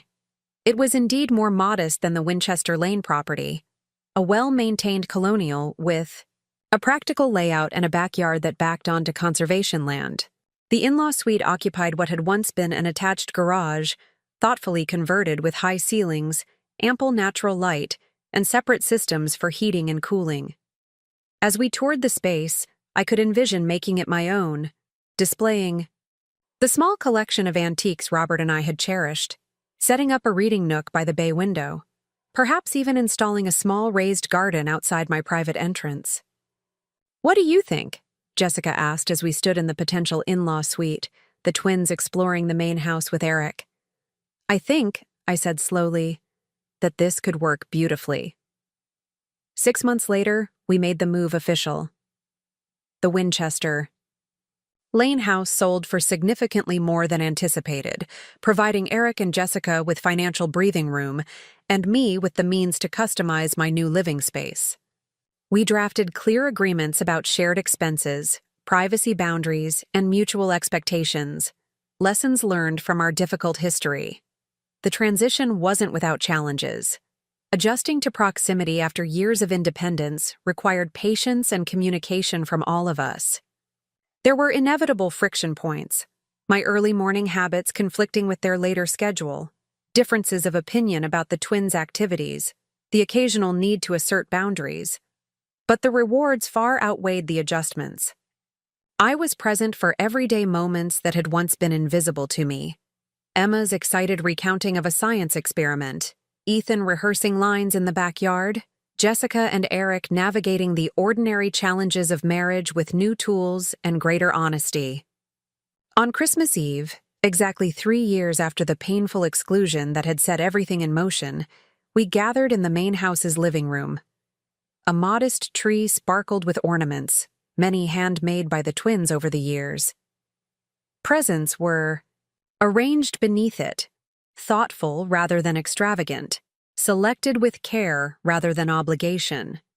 As I looked around at my family, Jessica and Eric on the sofa, the twins sprawled on the floor playing a board game, all of us together in a home that reflected our true values rather than artificial aspirations, I felt a sense of completion. The journey from being called a burden to becoming an essential part of this reconfigured family hadn't been easy or straightforward. It had required confronting painful truths, establishing firm boundaries, and rebuilding trust through consistent actions rather than empty promises. But sitting there, with the warm glow of belonging surrounding me, I understood a profound truth. Sometimes what appears to be rejection becomes the catalyst for authentic connection. Sometimes facing the truth about who owns what, whether property, responsibility, or the narrative of our lives, is the only path to genuine family bonds. I had shown my daughter who really owned her luxury home, but in the process, we had all discovered something far more valuable: the foundations of a family built on honesty, mutual respect, and love that doesn't come with a price tag attached. 2 years can transform a landscape, both the physical world and the emotional terrain of a family. As I stood in my kitchen arranging a fruit platter for the twins' 13th birthday celebration, I found myself reflecting on just how much had changed since that painful Christmas when I'd been deemed a burden. Emma and Ethan were no longer children but emerging teenagers, their personalities blossoming in distinct directions. Emma had discovered a passion for environmental science, filling notebooks with observations from the conservation land behind their house. Ethan had found his voice in the school theater program, surprising us all with his confident performances. Both carried themselves with a groundedness I attributed partly to the family's journey through hardship into honesty. The doorbell chimed, interrupting my thoughts. I wiped my hands and went to greet my first guests. "Grandma," the twins chorused, enveloping me in hugs that felt different now. They were nearly my height, their embraces stronger but no less affectionate. Jessica followed, carrying a homemade cake decorated with constellations for Emma and theater masks for Ethan, a testament to her newfound domestic skills and attention to their individual interests. "Need any help in the kitchen, Mom?" she asked, setting down the cake and immediately moving to arrange serving plates without waiting for an answer. The easy familiarity of the gesture warmed me. Over the past 2 years, we'd developed a comfortable rhythm of mutual support, helping each other not out of obligation or financial necessity, but from genuine care. Eric arrived last, having come directly from the office. His appearance had subtly changed since beginning recovery. The designer clothes had given way to quality basics, maintained with care rather than regularly replaced. The flashy watch was gone, as was the artificial tan he'd once maintained. He looked more like himself, whoever that actually was beneath the layers of pretense he'd accumulated over the years. "Sorry I'm late," he said, setting down shopping bags containing wrapped presents. "Court ran over, and then I wanted to pick up the gifts myself rather than having them delivered." The casual reference to personal involvement in the gift selection, rather than outsourcing it to an assistant or delivery service, spoke volumes about his evolution. The celebration unfolded with the comfortable ease of a family that had learned to enjoy simple pleasures. We grilled burgers on my small patio, the twins regaling us with stories from middle school. After dinner, they opened presents, thoughtful items chosen with care rather than the extravagant electronics and designer clothing that might once have marked the occasion. My gift to Emma was a professional-grade telescope I'd researched extensively, knowing it would support her growing interest in astronomy. For Ethan, I'd found a vintage collection of Shakespeare's plays, annotated by a famous director, a nod to his theatrical aspirations. Both gifts represented significant expenses, but unlike the financial support I'd once provided unconsciously, these were intentional investments in their specific passions. As the evening wound down, the twins migrated to the living room to examine their gifts more closely. Jessica helped me load the dishwasher while Eric cleared the patio table, our movements choreographed by months of shared meals and cleanups. "Mom," Jessica said quietly, passing me a serving dish to rinse, "we wanted to talk to you about something important." The phrase no longer triggered anxiety as it once might have. We'd built enough trust that important conversations didn't automatically signal financial requests or manipulative tactics. "Of course," I replied, drying my hands. "Now?" Jessica nodded, catching Eric's eye through the patio door. He joined us at the kitchen island, his expression serious but not tense. "We've been discussing our housing situation," he began. "As you know, we've managed to maintain the mortgage payments with your continued contribution to your portion." I nodded, waiting for them to continue. "The thing is," Jessica picked up, "we've realized the house is larger than we need. 5 bedrooms for 4 people, the formal dining room we rarely use, the third-floor bonus room." "It's excessive," Eric said bluntly. "And expensive to maintain, even with the adjustments we've made to our lifestyle." I studied their faces, noting the lack of desperation that might once have accompanied such a conversation. "Are you considering selling?" "We are," Jessica confirmed. "We've found a smaller house in the same school district. 3 bedrooms, more modest but still comfortable, with a lower price point and significantly reduced property taxes and utilities. The equity from selling Winchester Lane would allow us to buy the new place outright," Eric added. "No mortgage, and given your ownership percentage, your share of the proceeds would be substantial." I absorbed this information, appreciating the careful consideration evident in their planning. This sounds well thought out, but what about the twins? Changing homes at their age can be disruptive. "We've discussed it with them," Jessica said. "Extensively, actually. They understand our reasons, that we're trying to live more authentically, within our means. Emma's excited about the new house being closer to the conservation area, and Ethan likes that it has a finished basement he could use as a rehearsal space. They've watched us work through the financial challenges of the past 2 years," Eric added. "They're surprisingly mature about it, more than I would have been at their age." I couldn't help but smile, thinking of the entitled, materialistic children they might have become in the alternate reality where the deceptions had continued unchecked. "There's another aspect to this decision," Jessica said, her voice taking on a different quality. "The new house has something the current one doesn't." "What's that?" I asked. "An in-law suite," she replied, meeting my eyes directly. A separate living space with its own entrance, kitchenette, and full bath. I blinked, not immediately grasping her implication. "We'd like you to consider living with us, Mom," she clarified. "Not in a dependent way, but as part of our household. You'd have your privacy, your own space, but you'd also be present for daily life in a way that's been difficult with separate residences." The offer caught me completely off guard. After everything we'd been through, the exclusion, the confrontation, the painful rebuilding of trust, they were inviting me closer, not pushing me away. "This isn't about finances," Eric hastened to add, perhaps seeing my hesitation. "Your portion of the sale proceeds would more than cover the cost of customizing the in-law suite to your specifications. This is about family." "We miss you when you're not around," Jessica said simply. "And the twins would love having you there consistently. Emma mentioned just last week how she wishes you could help with her science fair project more regularly." "I don't know what to say," I admitted, genuinely moved by the proposal. "It's a significant change to consider." "Of course," Jessica nodded. "We don't need an answer tonight. We're still in the early stages of exploring the move. Just think about it." Later that evening, after they'd gone home, I sat on my balcony watching twilight settle over Lexington.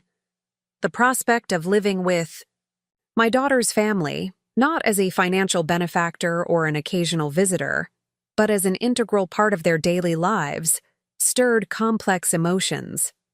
2 years earlier, I'd been explicitly uninvited from their Christmas celebration, deemed an inconvenience to be managed rather than family to be embraced. The pain of that exclusion had catalyzed a necessary reckoning, forcing us all to confront the unhealthy patterns that had defined our relationships. Now, in a twist I couldn't have anticipated, they were creating space for me, physical space in their future home, emotional space in their reconfigured family structure, not out of obligation or financial necessity, but from genuine desire for my presence. The following weekend, I visited the house they were considering. It was indeed more modest than the Winchester Lane property, a well-maintained colonial with a practical layout and a backyard that backed onto conservation land. The in-law suite occupied what had once been an attached garage, thoughtfully converted with high ceilings, ample natural light, and separate systems for heating and cooling. As we toured the space, I could envision making it my own, displaying the small collection of antiques Robert and I had cherished, setting up a reading nook by the bay window, perhaps even installing a small raised garden outside my private entrance. "What do you think?" Jessica asked as we stood in the potential in-law suite, the twins exploring the main house with Eric. "I think," I said slowly, "that this could work beautifully." 6 months later, we made the move official. The Winchester Lane house sold for significantly more than anticipated, providing Eric and Jessica with financial breathing room and me with the means to customize my new living space. We drafted clear agreements about shared expenses, privacy, boundaries, and mutual expectations, lessons learned from our difficult history. The transition wasn't without challenges. Adjusting to proximity after years of independence required patience and communication from all of us. There were inevitable friction points, my early morning habits conflicting with their later schedule, differences of opinion about the twins' activities, the occasional need to assert boundaries, but the rewards far outweighed the adjustments. I was present for everyday moments that had once been invisible to me. Emma's excited recounting of a science experiment, Ethan rehearsing lines in the backyard, Jessica and Eric navigating the ordinary challenges of marriage with new tools and greater honesty. On Christmas Eve, exactly 3 years after the painful exclusion that had set everything in motion, we gathered in the main house's living room. A modest tree sparkled with ornaments, many handmade by the twins over the years. Presents were arranged beneath it, thoughtful rather than extravagant, selected with care rather than obligation. As I looked around at my family, Jessica and Eric on the sofa, the twins sprawled on the floor playing a board game, all of us, together in a home that reflected our true values rather than artificial aspirations, I felt a sense of completion. The journey from being called a burden to becoming an essential part of this reconfigured family hadn't been easy or straightforward. It had required confronting painful truths, establishing firm boundaries, and rebuilding trust through consistent actions rather than empty promises. But sitting there, with the warm glow of belonging surrounding me, I understood a profound truth. Sometimes what appears to be rejection becomes the catalyst for authentic connection. Sometimes facing the truth about who owns what, whether property, responsibility, or the narrative of our lives, is the only path to genuine family bonds. Had shown my daughter who really owned her luxury home, but in the process, we had all discovered something far more valuable: the foundations of a family built on honesty, mutual respect, and love that doesn't come with a price tag attached. 5 years after moving into our shared home, I celebrated my 70th birthday surrounded by family. The modest backyard was transformed with string lights and colorful lanterns, casting a warm glow as dusk settled around us. Friends from my teaching days mingled with neighbors and Jessica's colleagues, while the twins, now 15 and navigating the complex terrain of high school, took turns playing host with surprising maturity. Emma had blossomed into an environmental activist, already talking about marine biology programs for college. Ethan had discovered filmmaking, documenting family events with an artistic eye that captured not just images, but emotions. Both had grown up witnessing their parents' journey, from financial deception to hard-earned honesty, a lesson more valuable than any inheritance. Speech! Someone called Jessica brought out a cake adorned with 70 delicate candles. Maggie needs to give a speech. I hadn't prepared anything formal, but standing there, surrounded by genuine warmth rather than the hollow performance, a family that had once defined our gatherings, words came easily. 5 years ago, I began. I never could have imagined this moment, not because of my age, though 70 did seem impossibly distant then, but because of where we were as a family. Jessica and Eric exchanged glances, a silent acknowledgement of our shared history. We went through a difficult reckoning, I continued, one that forced us to examine what truly matters, what home really means, and how honesty builds foundations that last while deception creates houses of cards that inevitably collapse. The small crowd had quieted, listening with the attention people give when they sense authentic emotion, rather than rehearsed platitudes. What I've learned in these 70 years, especially the last 5, is that family isn't defined by financial support or material possessions. It's built through daily choices to see each other clearly, to speak truthfully even when it's difficult, and to value connection over convenience. I looked at my grandchildren, their faces illuminated by candle glow. Emma and Ethan, the greatest gift you've received isn't anything material. It's watching your parents choose integrity over appearance, substance over status.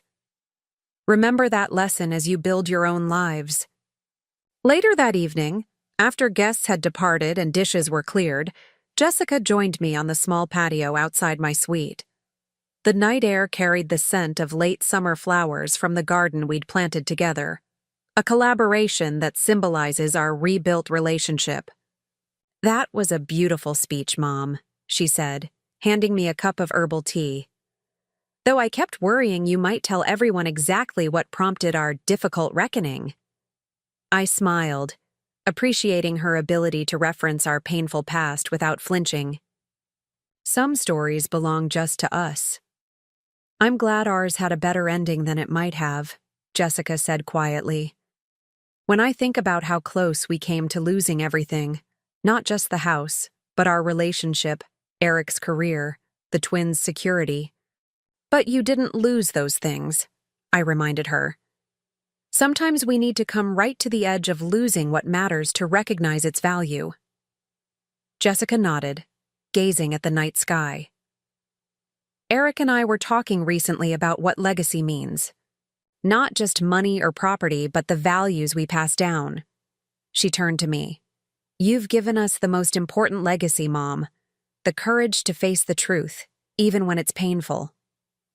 The following morning, I found an envelope slipped under my door.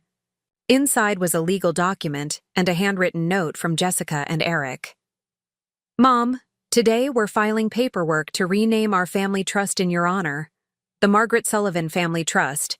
The sale proceeds from Winchester Lane that you allowed us to manage have grown over these 5 years through careful investment.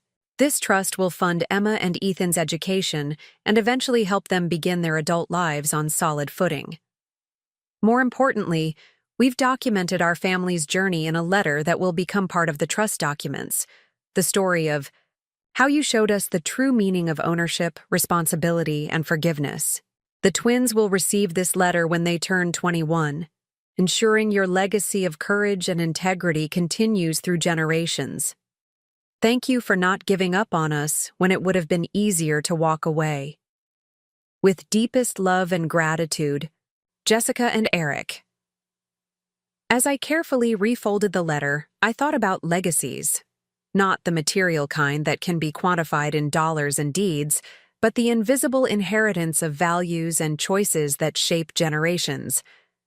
5 years earlier, I'd been called a burden by the very family I'd sacrificed to support.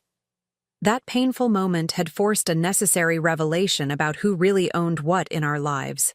Not just property, but responsibility for truth and the courage to insist on it. The real ownership was never about the house. It was about claiming the authentic relationships we deserved, refusing to accept deception as the price of belonging, and building something genuine from the ruins of what had been false. That was the legacy I would leave. Not a luxury home with my name on the deed, but a family rebuilt on honesty, where being truthful mattered more than being comfortable, and where love was expressed through respect rather than financial dependency. It was, I reflected as I tucked the letter away among my most treasured possessions, the richest inheritance I could possibly leave. Looking for more? We've got 2 amazing stories ready for you right on screen. If this one touched you, these are absolutely worth your time. Click to watch them now. And hey, subscribe and hit that bell to never miss our latest uploads.